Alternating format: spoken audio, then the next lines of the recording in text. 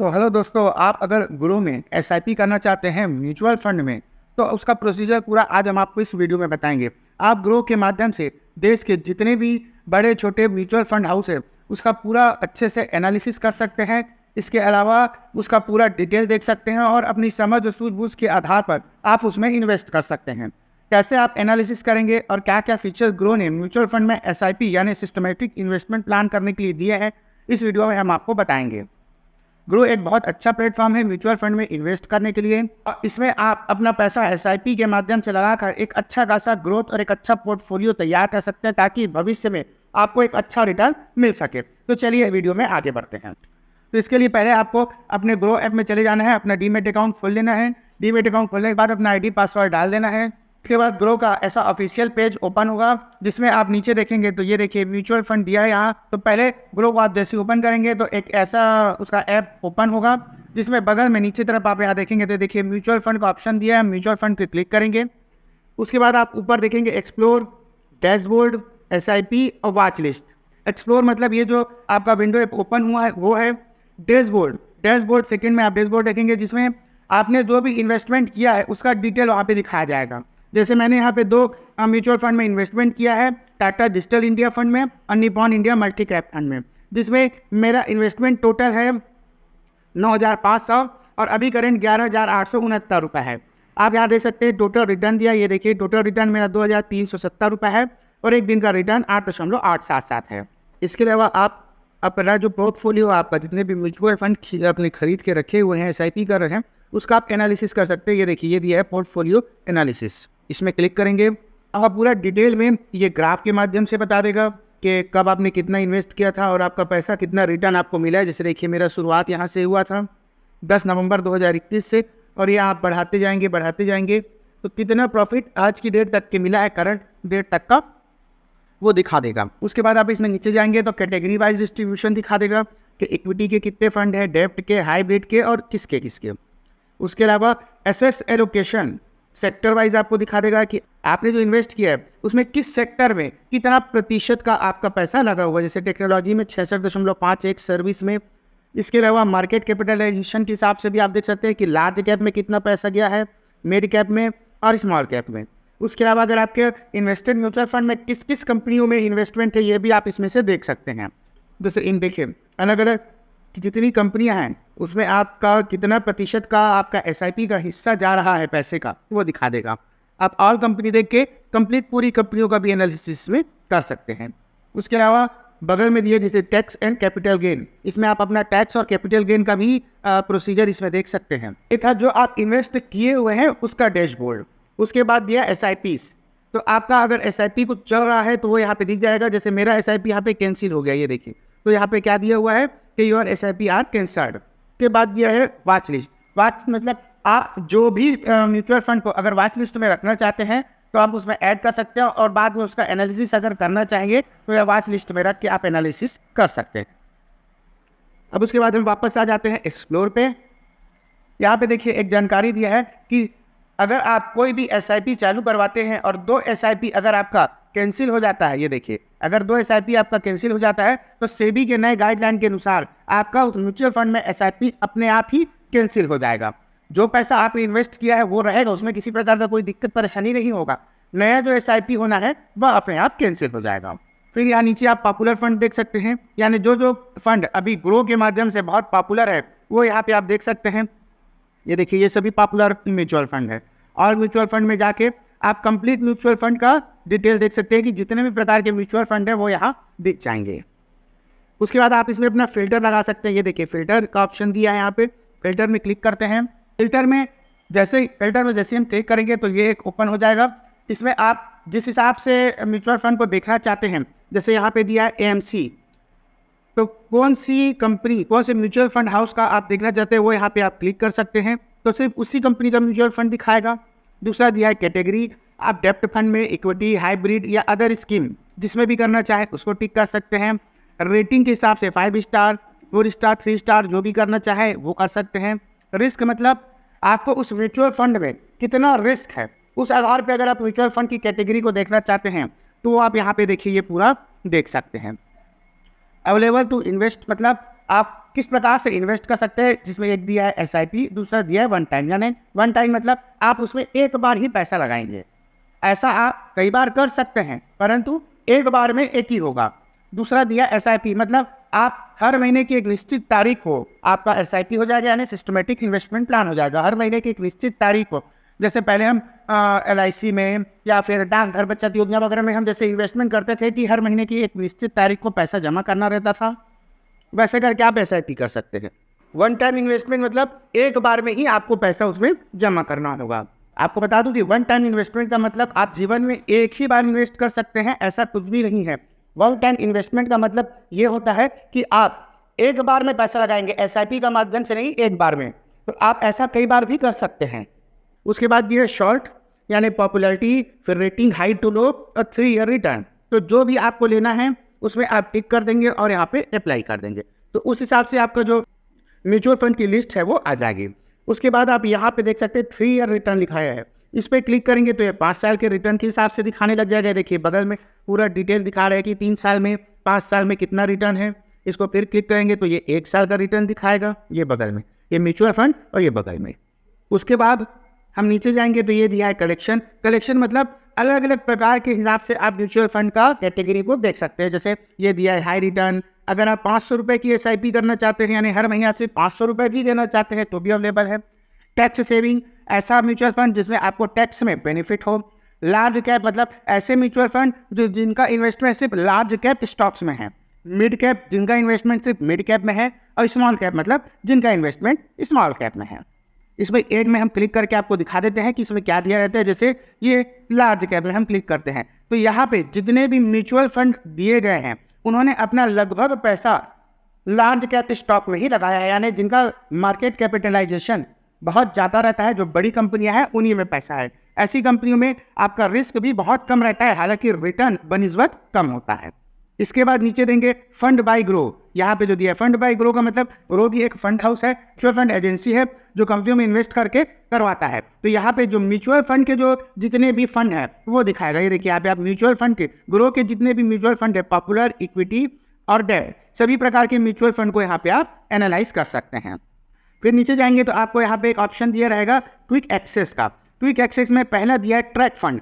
Track fund का मतलब ये है कि आपके जितने भी फंड हैं, चाहे वो किसी भी ब्रोकर के थ्रू हो, आपके उस पर्टिकुलर मोबाइल नंबर से जो भी म्यूचुअल फंड जुड़े हुए हैं, चाहे वो एंजल वन में हो, चाहे वो अप स्टॉक में हो, चाहे वो किसी भी अन्य किसी भी म्यूचुअल फंड से आप जुड़े हुए हो, तो वो आप ग्रो के अंदर उन सभी को ट्रैक कर सकते हैं।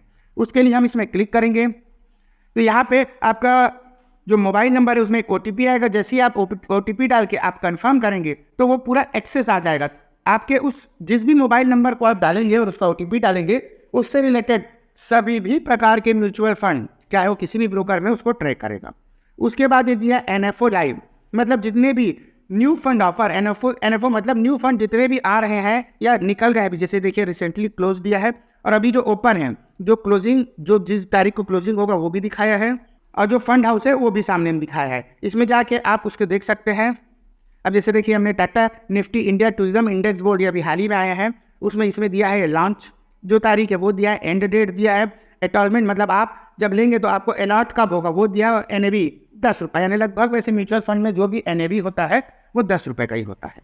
इसका यहाँ पे आप पूरा डिटेल देख सकते हैं। आप इन फंड हाउस में देखिए ये वन टाइम इन्वेस्टमेंट भी कर सकते हैं और SIP भी चालू करा सकते हैं। फिर हम वापस आ जाते हैं। उसके बाद दिया ये चार्ट मतलब आपके चार्ट में जो जो म्यूचुअल फंड को आपने रखा है वो यहाँ पे आ जाएगा, ये देखिए। फिर ये नीचे में पूरा कैटेगरी वाइज अलग अलग दे दिया है, फिर से और म्यूचुअल फंड। अब हम देखते हैं कि आपको अगर किसी म्यूचुअल फंड में इन्वेस्टमेंट करना है, SIP या वन टाइम इन्वेस्टमेंट, तो हम कैसे करेंगे। तो कोई भी एक फंड हम उदाहरण के तौर पे देख लेते हैं। जैसे सामने दिए Motilal Oswal mid cap fund, इसको क्लिक करते हैं तो यहाँ पे देखिए ये बता दिया है कि ये वेरी हाई रिस्क की है। उसके बाद इक्विटी का है और मिड कैप फंड है, मतलब इसमें रिस्क काफ़ी ज़्यादा है। यह फंड इक्विटी फंड है और मिड कैप मतलब ज़्यादातर इसने मिड कैप में इन्वेस्ट किया है। उसके बाद यहाँ पे दिया है, देखिए अभी इसका NAV रेट है 40.21% चल रहा है। ये 3 साल का एनुअली दिखा रहा है। ये इसका आप 1 मंथ का चार्ट देख सकते हैं, 6 मंथ का, 1 साल का, 3 साल का, 5 साल का और अभी तक का। तो देखिए ये स्टार्टिंग जब हुआ था फरवरी 2014 में, वहाँ NAV था देखिए लगभग 10 रुपये, और वहाँ से 10 रुपये से ये अभी 111 रुपये, मतलब 10 गुना फरवरी 2014 से अभी इस म्यूचुअल फंड ने 10 गुना रिटर्न दिया है। मतलब 1 लाख रुपए का आपका इन्वेस्टमेंट आज की डेट में अगर आपने 1 लाख रुपए 10 रुपये भाव में लगाए रहते तो अभी वो लगभग 11 लाख रुपए आपका हो गया था। यानी 10 साल में लगभग 10% का इस म्यूचुअल फंड ने रिटर्न दिया है। फिर आप देख सकते हैं इसकी रेटिंग 5 स्टार रेटिंग है, ये इसका फंड साइज है, और मिनिमम SIP इन्वेस्टमेंट मतलब आप 500 रुपये में भी इसमें इन्वेस्टमेंट कर सकते हैं। फिर ये दिया है नीचे में रिटर्न कैलकुलेटर, आप मंथली SIP और वन टाइम इन्वेस्टमेंट में आप अपना एक रिटर्न देख सकते हैं कि अगर आप कितना इन्वेस्ट करते हैं। जैसे मान लीजिए 5,000 रुपया आप हर महीना इन्वेस्ट करते हैं, मान लीजिए 5 साल के लिए, तो टोटल आपका इन्वेस्टमेंट होगा 3 लाख रुपए। और इसी दर से यानी जिस हिसाब से ये CAGR से हर साल का रिटर्न दे रहा है, तो 5 साल में आपका जो इन्वेस्टमेंट है वो 6,20,511 रुपये, मतलब लगभग 106% का रिटर्न 5 साल में ये CAGR से दे देगा। उसके बाद दिया है होल्डिंग, इसमें हम देख सकते हैं कि टॉप जो मोस्ट होल्डिंग है इस म्यूचुअल फंड की वह कितनी है और कितने प्रतिशत है। जैसे जियो फाइनेंशियल 9.95, वोडाफोन आइडिया 9.62, जोमेटो, ऐसा करके जितनी भी कंपनियों में इन्होंने इन्वेस्टमेंट किया है और कितना प्रतिशत का एलोकेशन है वो देख सकते हैं। नीचे आप सी ऑल होल्डिंग में जाके कंप्लीट देख सकते हैं। उसके अलावा होल्डिंग का एनालिसिस यहाँ से कर सकते हैं। इसमें देखिए साफ दिखाया है कि इक्विटी में इन्होंने मैक्सिमम जो इनका इन्वेस्टमेंट है वो इक्विटी फंड में है, और कुछ कैश इनके पास अभी रखा है। कैश इनके पास इसलिए रखते हैं कि कुछ अच्छे स्टॉक अगर उनको सही रेट में मिलते हैं तो उसमें फिर अपना पैसा को डालते हैं। तो अभी की स्थिति में इनका लगभग इन्वेस्टमेंट हुआ रखाया है, और कैश कुछ पैसा इन्होंने कैश लेके रखा हुआ है। इसके अलावा आप सेक्टर वाइज एलोकेशन देख सकते हैं कि देखिए इन्होंने किस सेक्टर में, जैसे टेक्नोलॉजी में उन्होंने कितना किया है, फाइनेंशियली में इतना किया है, ये पूरा डिटेल देखिए यहाँ पे दिया है कि सेक्टर वाइज किस किस सेक्टर में कितना प्रतिशत का इन्वेस्टमेंट हुआ रखाया है। ये भी आप इससे एनालिसिस अच्छे से कर सकते हैं। फिर दिया है एडवांस रेशियो, तो इसका जो P है अभी वह कितना है, PB कितना है, बेटा कितना है, शार्प, अल्फा, ये पूरे डिटेल आप इसमें से कर सकते हैं। AP, बेटा और शार्प क्या है, अगर इसके बारे में आपको जानना है तो देखिए एडवांस रेशिंग के बगल में ये एक क्वेश्चन मार्क एक टाइप का एक वो दिया है, एक इंडिकेशन दिया है। इसको आप क्लिक करेंगे तो जो जैसे P ratio, PB, alpha, beta, ये क्या है, इसकी आप डिटेल नॉलेज ले सकते हैं। उस आधार पर आप अपना फैसला भी ले सकते हैं। उसके बाद पीछे आ जाते हैं।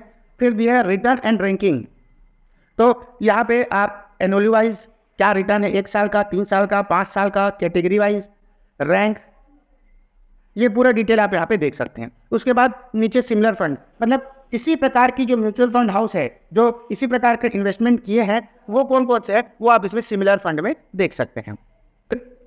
उसके बाद एक्सपेंस रेशियो, तो एक्सपेंस रेशियो वो होता है कि जो भी आपका म्यूचुअल फंड में जो इन्वेस्टमेंट होता है उसका कुछ हिस्सा म्यूचुअल फंड हाउस एक समय और खर्चा के तौर पे लेती है। मतलब ये समझ लीजिए कि वो आपके पैसे को जो मैनेज करेंगे उसके बदले आपसे कुछ चार्ज करती है, जिसका पॉइंट बहुत कम होता है, परंतु एक बड़े अमाउंट में यह पैसा बहुत हो जाता है। परंतु कंपनियां इसे इसलिए लेती है क्योंकि वो बड़े बड़े फंड हाउस मैनेजर रखती है, तो वो आपके पैसे को सही जगह इन्वेस्ट कर सके और आपको रिस्क कम दे और आपका इन्वेस्टमेंट सिक्योर रहे, रिटर्न अच्छा मिले, इसके लिए देते हैं। किसी में ये 1-1.5% तक का होता है, किसी में 0.5-0.2% भी होता है। जैसे इसमें जो एक्सपेंस रेशियो है वो 0.61% है।